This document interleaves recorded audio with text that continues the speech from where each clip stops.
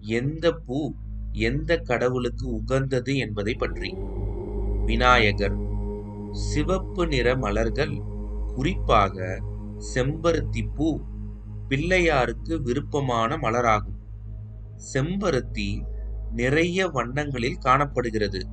அதில் சிவப்பு நிறத்தை தேர்ந்தெடுப்பது நல்லது.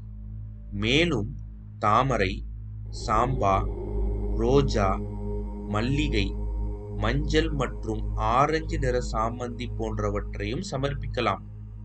இதை தவிர்த்து அருங்கம்புல், வில்வ இலைகள் மற்றும் மூலிகை இலைகள் போன்றவற்றையும் விநாயகருக்கு படைக்கலாம். கணபதி பூஜை செய்யும் போது 21 விதமான மலர்கள் மற்றும் இலைகளை கொண்டு பூஜிக்கப்படுகிறது. சிவபெருமான். வெள்ளை நிற மலர்கள் இவருக்கு உகந்தது. மகிழம்பூ,